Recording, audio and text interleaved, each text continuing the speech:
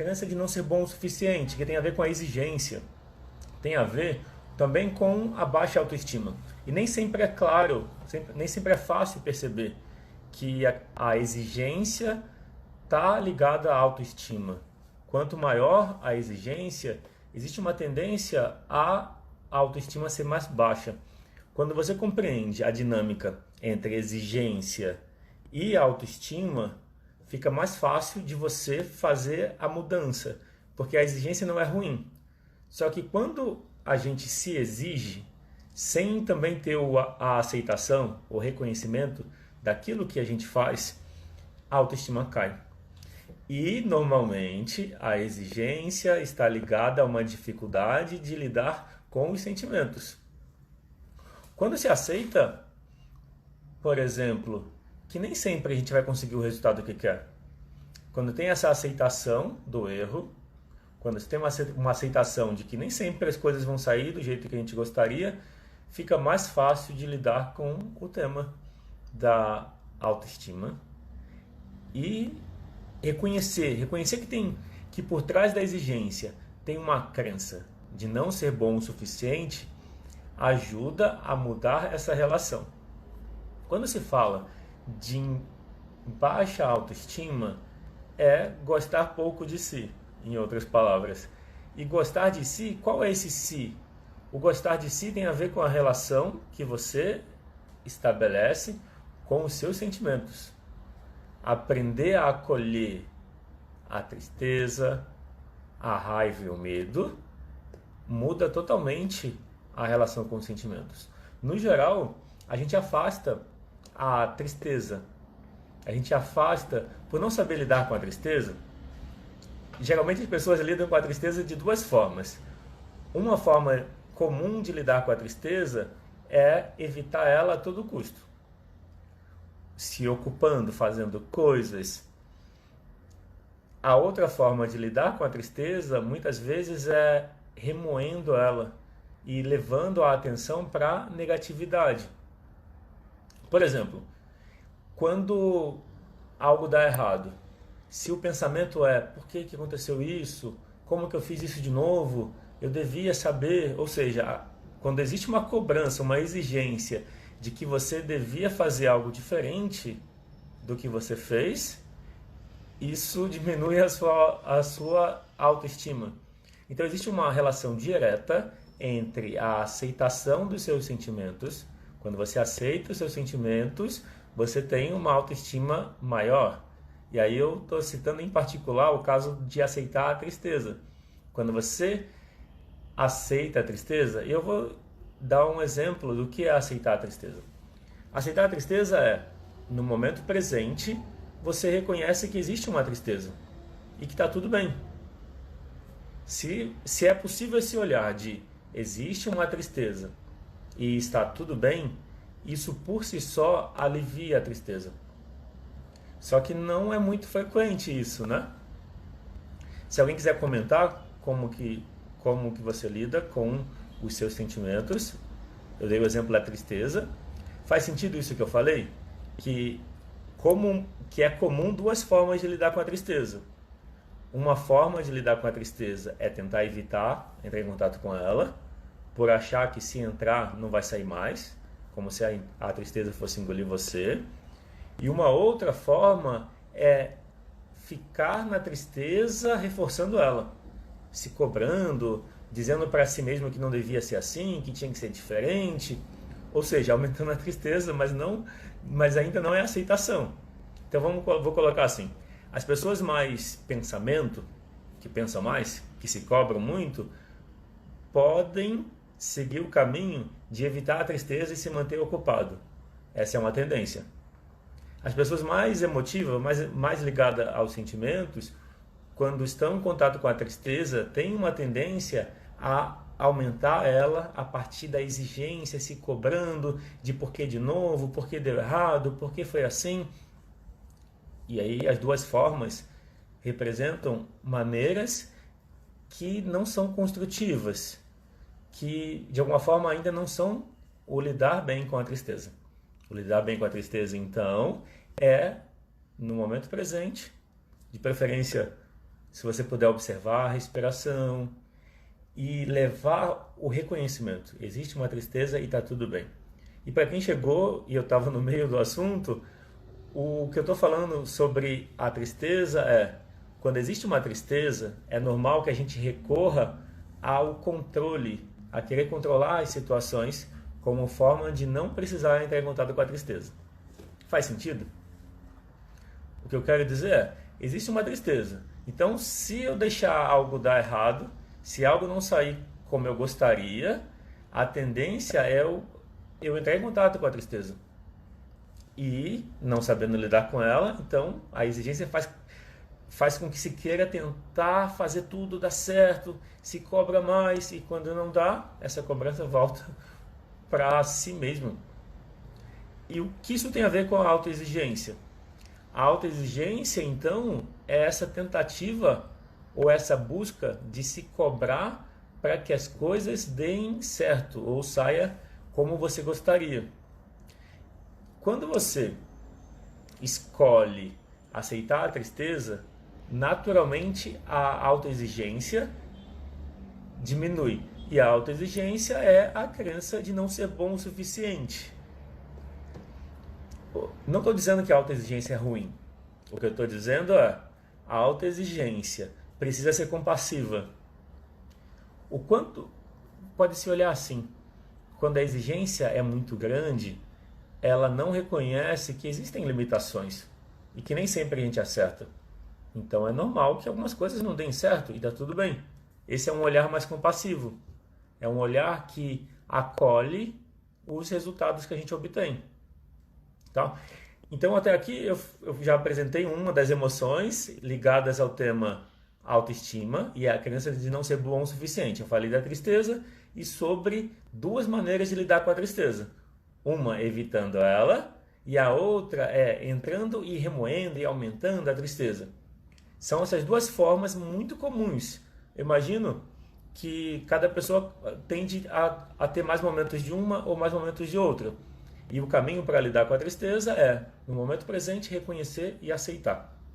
O que isso tem a ver com o tema da baixa autoestima e da crença de não ser bom o suficiente é o seguinte: se eu evito contato com a tristeza, me ocupando, ou se eu entro em contato com ela e aumento porque eu estou me cobrando que eu não devia ter errado, não devia ter falado o que eu falei, eu estou prejudicando a minha relação comigo mesmo.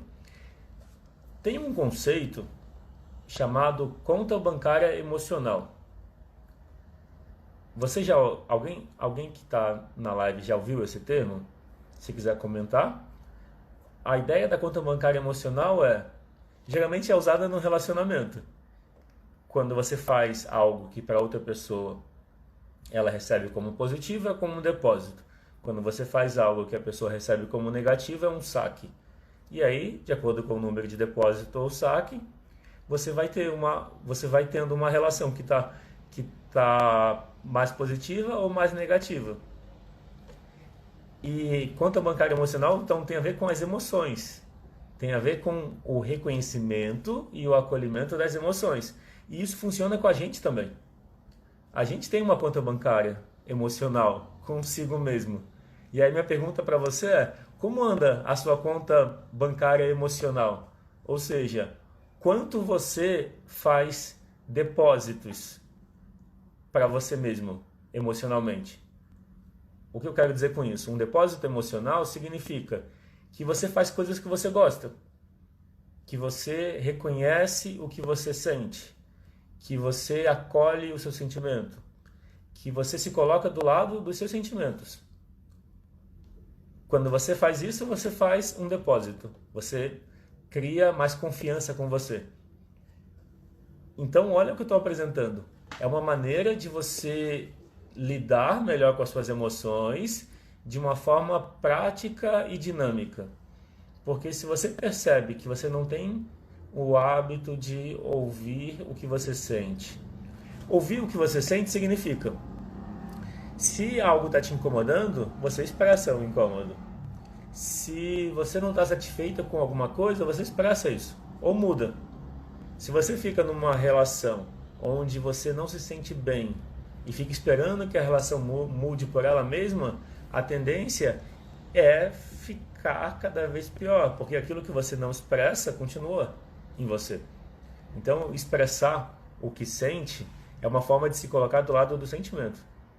Toda vez que você se coloca do lado do que você sente, de forma construtiva, com aceitação e acolhimento, toda vez que você faz isso, a tendência é você aumentar a confiança com você mesma. Então pensa que a confiança, a autoconfiança, a autoestima é uma conta bancária emocional positiva com a gente mesmo. E não significa que é fácil. Eu estou dizendo assim porque é uma escolha que a gente faz. É uma escolha e vamos dizer, um trabalho contínuo de olhar para a relação com você mesma como uma relação com uma outra pessoa. A gente acha que a gente é um só. E que quando a gente escolhe uma coisa, é como se fosse só uma vontade. Mas dentro de cada pessoa você tem várias vontades. No mínimo duas.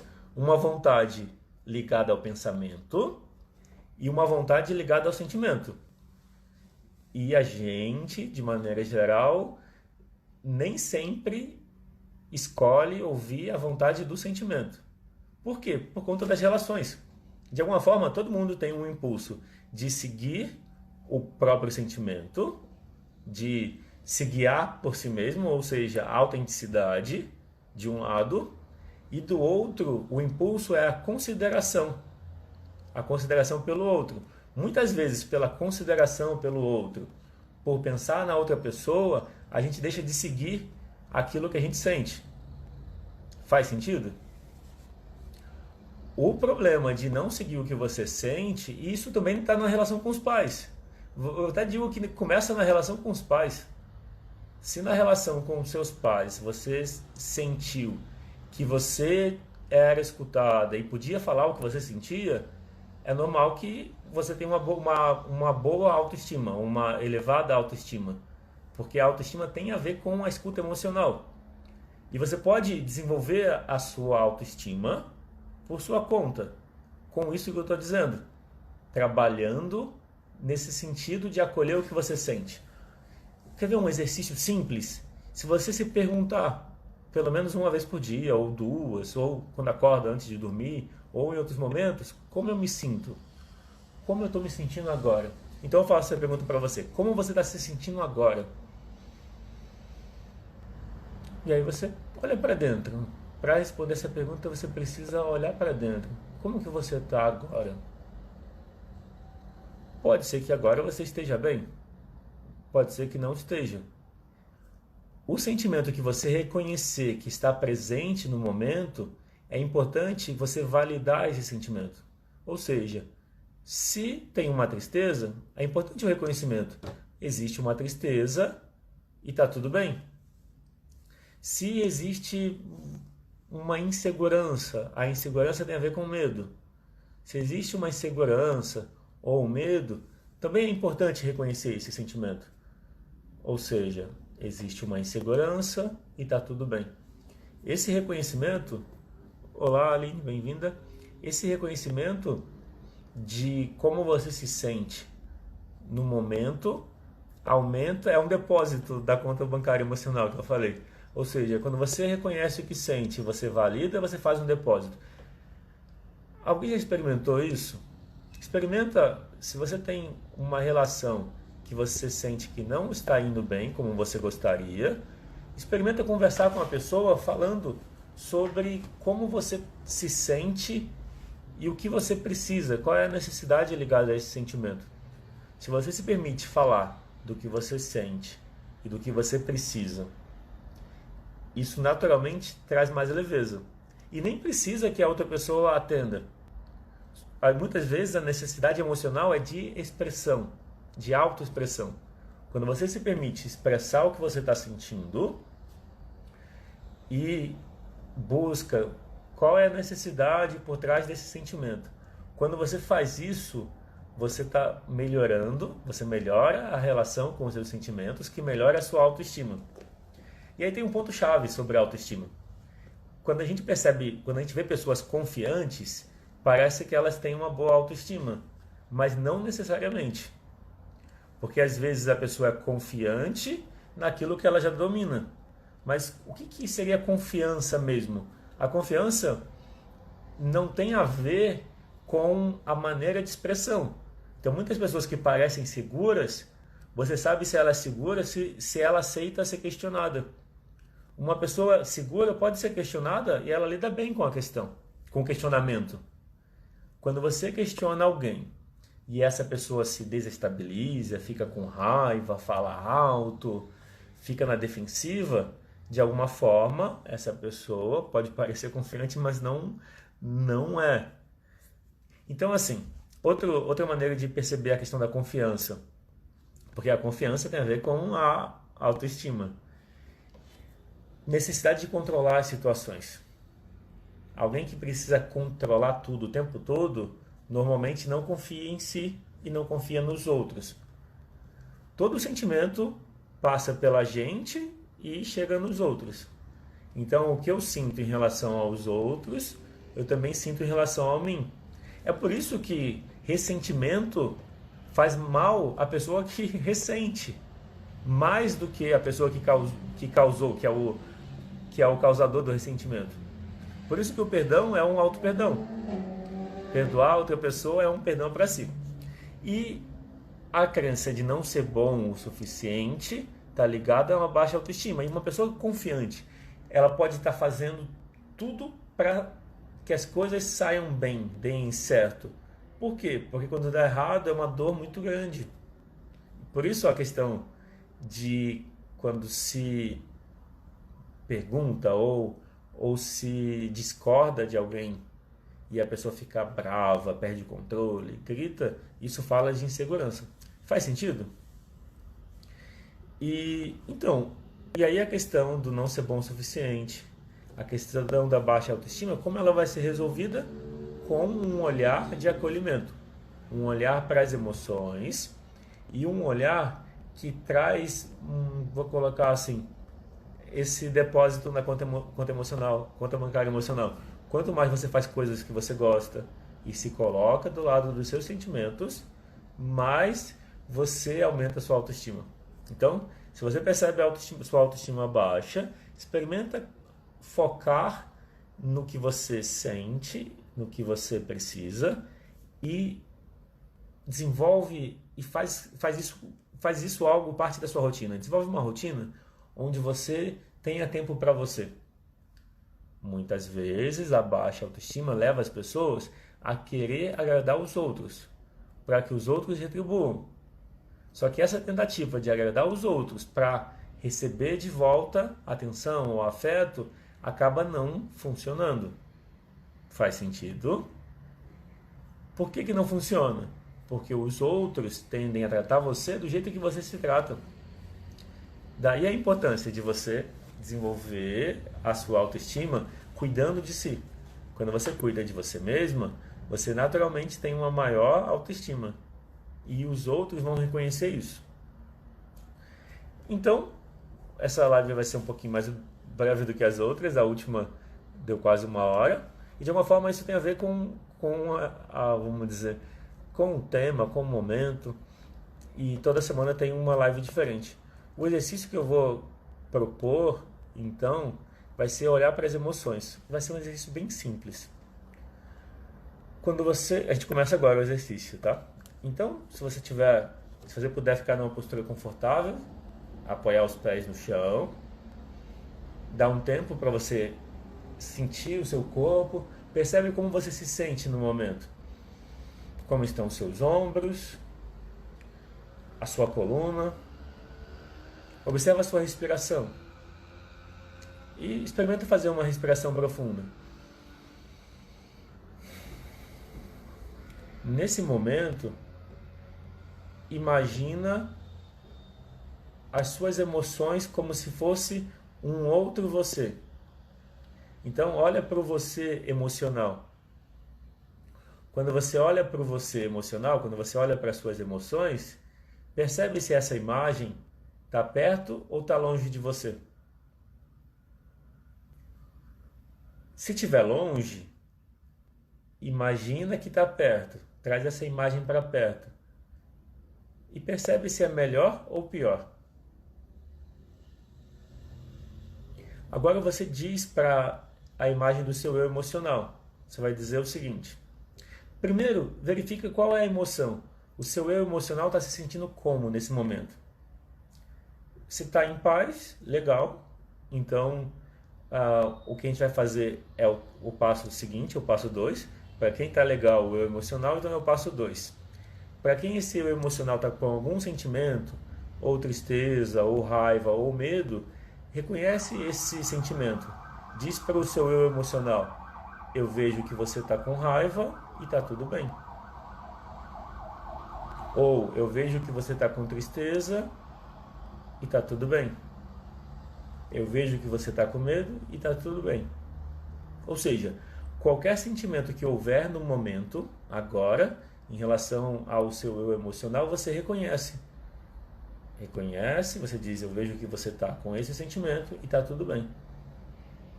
Agora é o passo 2. Você diz para o seu eu emocional: eu vejo você, você faz parte.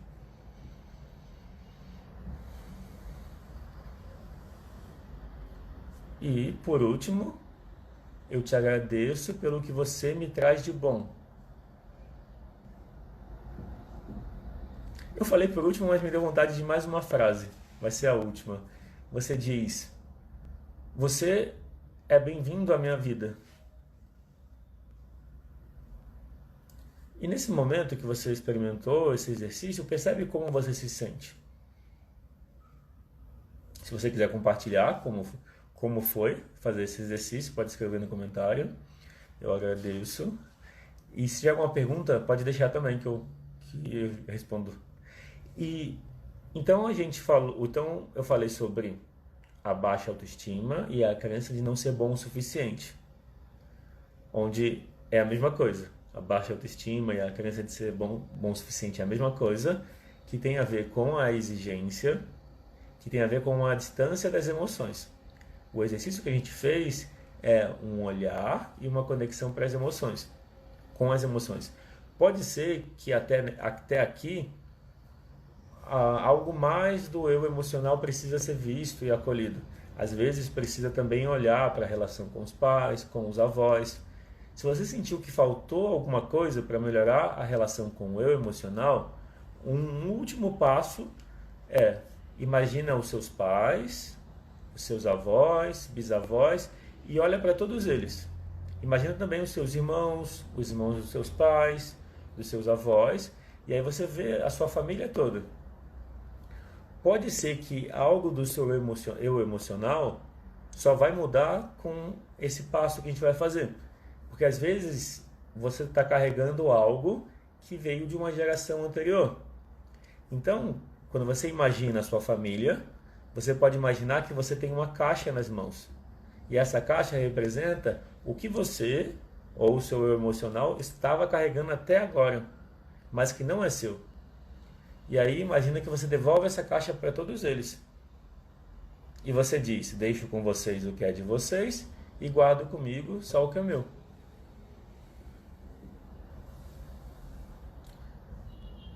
E aí percebe o que muda. É melhor? Para algumas pessoas, pode ser que só o dizer para o eu emocional: eu vejo você, você faz parte, já muda a relação, já cria conexão e fica em paz. Às vezes precisa das outras etapas do reconhecimento, da tristeza, do medo, da raiva, e algumas vezes precisa desse último passo que eu propus, que é imaginar que você deixa com a sua família o que é deles e assumir o que é seu.